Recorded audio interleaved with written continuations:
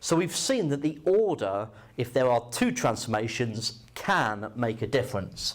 So that means when we're going to describe transformations occurring, we need to be clear, not just to ourselves, but to the examiner, of what order we believe the transformations take place in. Okay? We need to make it very clear. And therefore also, because transformations might happen in one order, you can also describe transformations in the other order as well. Okay, so I'm going to try and make sure that we identify both variations in this video. So for number one, we've got y is equal to 2 lots of f of x minus 1. So how would we first do this? So what I would suggest is we write down f of x, okay, and we're going to apply a transformation. So if I'm looking at this, I would be saying, well, clearly we've got this x minus 1, so there's a translation by the vector 1, 0 going on, and there seems to be a stretch parallel to the y-axis factor 2 going on, okay? So if I apply the translation first, for example, okay, then y equals f of x would become y equals f of x minus 1. And then if I apply the stretch by factor 2, what would happen is that you would replace the y with 1 over 2y and then multiply both sides by 2. And you would end up with y equals 2f of x minus 1. So this is a translation by the vector 1, 0, followed by a stretch parallel to the y-axis, factor 2. Now, does it necessarily have to happen in that order? Well, if you had y is equal to f of x and then you performed the stretch first, you would replace the y with a half y, and so you would have y equals 2 lots of f of x. And then if you applied the translation, you would replace the x with x minus 1. Okay, and so you'd have y equals 2 lots of f x minus 1. So you could apply the stretch first and apply the translation second, and you should still get to precisely the same expression. Okay, exactly the same equation. So this one can happen in either order. Okay, so let's look at this second one, y equals f of 3x minus 3. So I would be looking at that saying, well, we've got the 3x, so that'd be a stretch factor a third parallel to the x-axis, and we've got a translation by the vector 0 minus 3. Okay, we just need to determine, does it matter in which order they appear?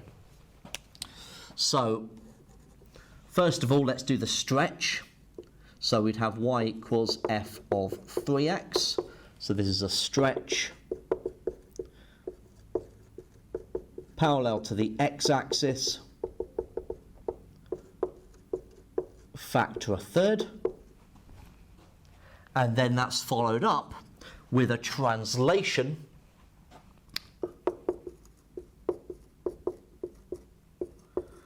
by the vector 0 minus 3. So we replace the y with y plus 3, subtract the 3 from both sides, and we get to that. Okay? Notice how this is affecting the x-axis, that's affecting the y-axis, so really transformation shouldn't make a difference if we reverse the order.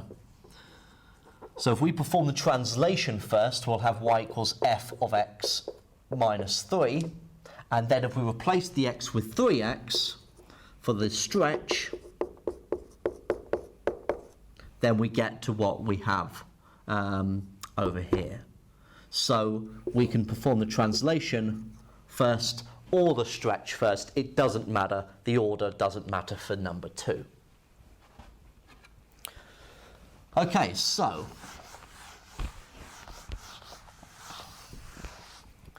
let's have a look at number 3. Now number 3, we appear to have a reflection, okay, because the y is changing sign, so that would be a reflection of the x-axis, and a stretch parallel to the y-axis factor 2.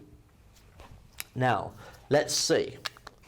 So they're both parallel to the y-axis, okay, they're both changing that y coordinate.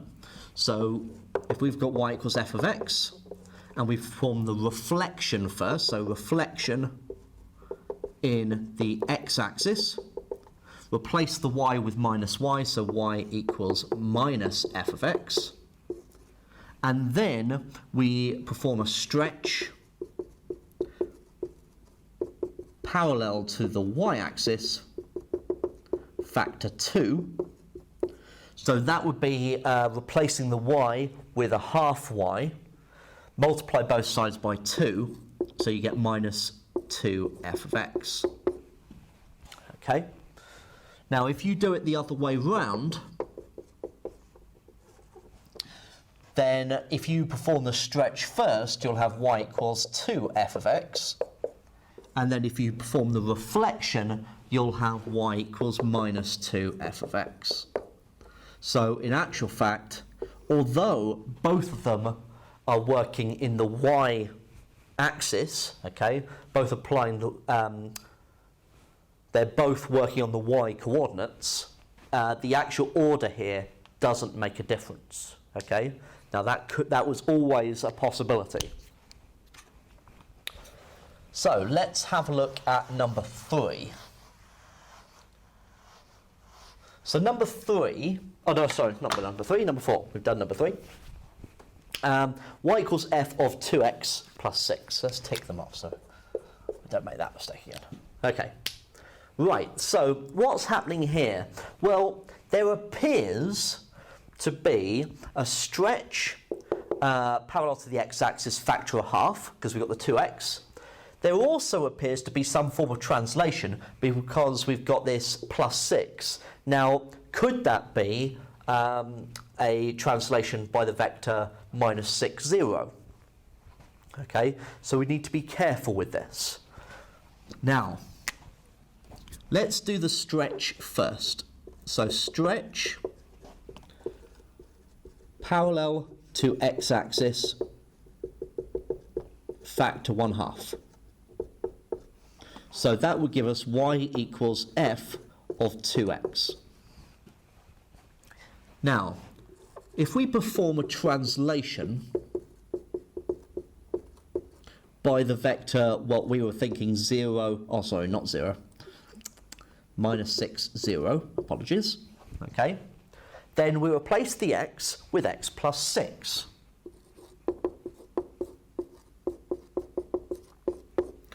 Which will give us f of 2x plus 12. Now that's not what I've got there, okay? So actually the translation by minus 6, 0 after that stretch doesn't work, okay? It's not that. So what would we have to do? Well, in order to get 2x plus 6, I would needed that to be 3.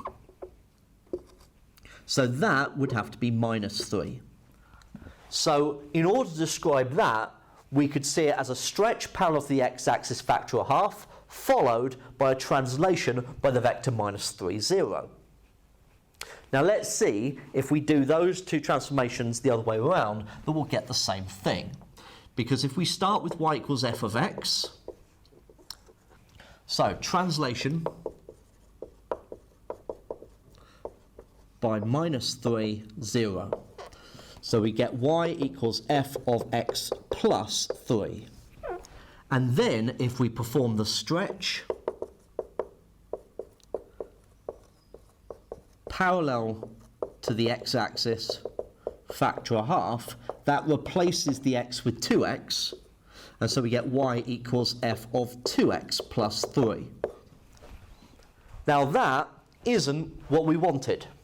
Okay, so in actual fact, just reversing these transformations isn't good enough. It's not making, we're not getting to the same thing.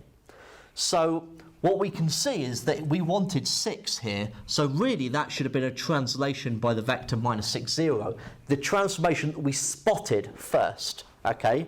We spotted minus 6, 0 first. Then we would have x plus 6, then we would have 2x plus 6.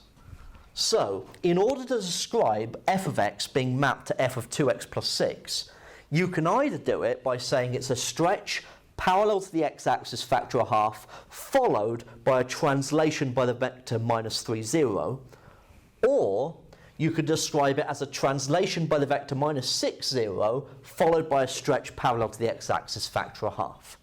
Either of these are perfectly fine, okay? But you can't just say that, one after the other. You must say followed by, or then, okay? So you're showing that there is a particular order. Right, okay, so that's number 4.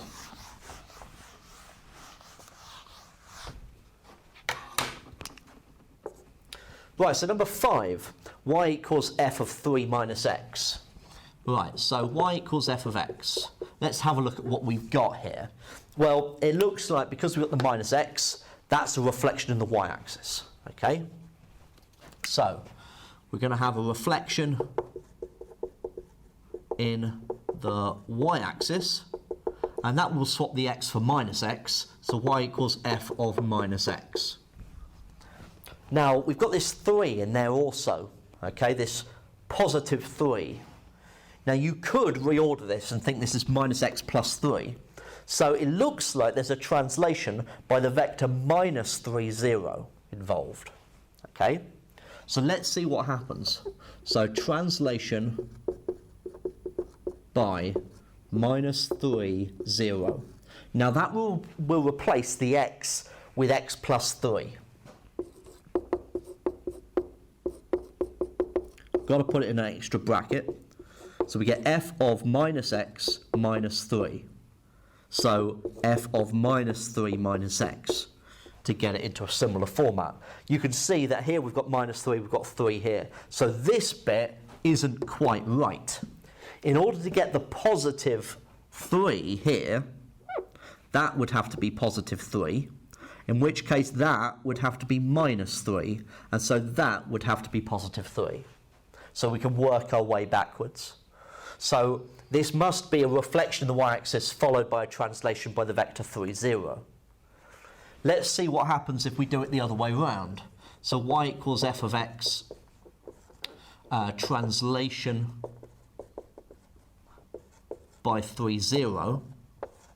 So that would be y equals f of x minus 3.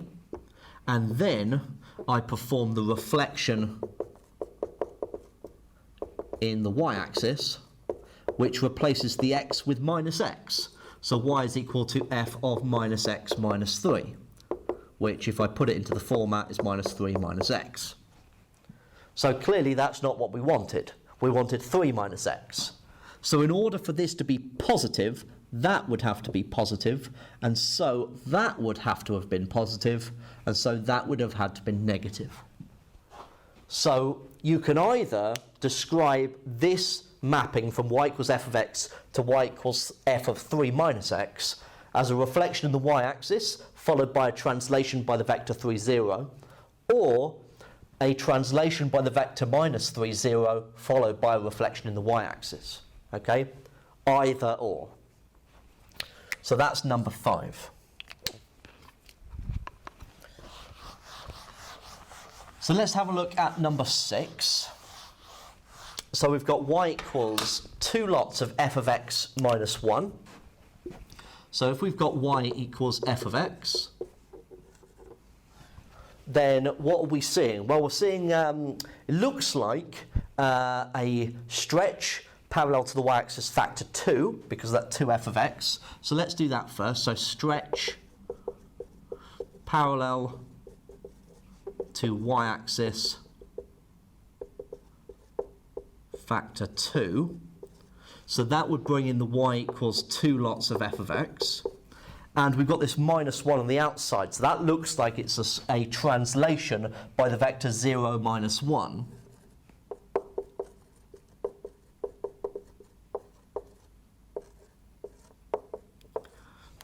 Okay, so that would replace the y with y plus 1. Take the 1 from both sides, so y equals 2 lots of f of x minus 1. And so that is precisely what we wanted. So a stretch parallel to the y-axis factor 2, followed by a translation by the vector 0 minus 1, is what we wanted for number 6. Let's see if they work the other way round. So y equals f of x. Let's do the translation first.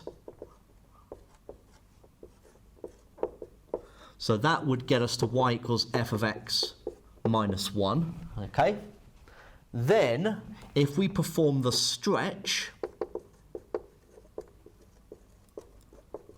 so parallel to the y-axis factor 2, then that would replace the y with a half y. And then you could multiply both sides by 2, and you get 2f of x minus 2. Now that isn't what we had there. So reversing the order of these transformations does not get us to the same thing. So in order to get minus 1, this would have had to have been minus 1 there. So that means this would have had to have been minus a half in order to multiply through by 2 to get the minus 1. So this must have been minus a half, and so that must have been minus a half. So it is equivalent to say that to get y equals f of x mapped to y equals 2f of x minus 1, you can either do the stretch parallel to the y-axis factor 2 followed by a translation by the vector 0 minus 1, or you could do a translation by the vector 0 minus a half and then follow that up with a stretch parallel to the y-axis factor 2. Okay? Both of those are equivalent. But just reversing the order of the transformations doesn't work. So finally, number 7, y equals 4 minus f of x. So if we start off with y equals f of x, what can we see? We can see that there's a minus f of x there, so that's looking like a reflection in the x-axis. So if we do that bit first,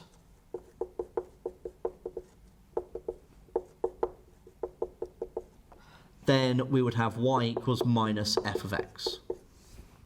Okay?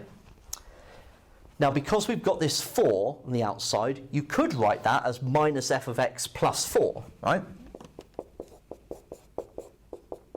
So that's like having a translation by the vector 0, 4.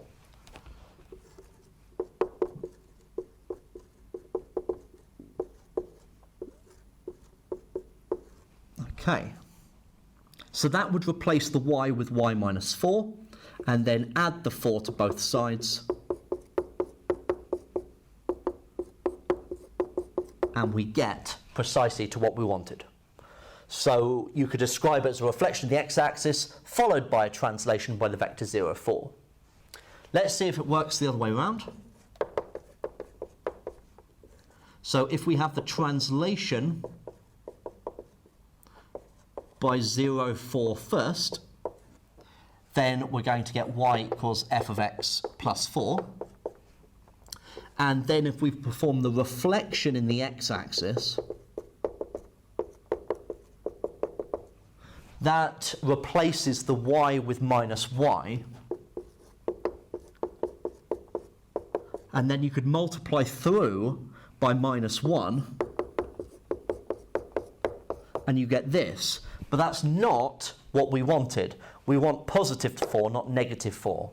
So in order for that to have been positive 4, that would have to have been negative 4 to multiply through by the minus 1 to get the positive 4. So if that was minus 4, that was minus 4, and so the vector must have been 0 minus 4.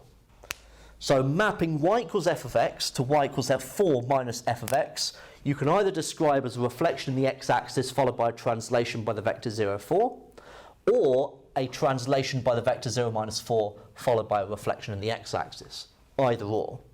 So the way through really with these is to write down the two transformations that you see see what happens when you do one followed by the other, and then alter it if the end result isn't quite what you wanted. Okay, so you can work your way back and alter it to get it to the format that you want. It may be a case where you have to describe both orders in the exam, but I can't predict that, I'm afraid. So it's really learning about describing those transformations in the order, in the correct order that you need to.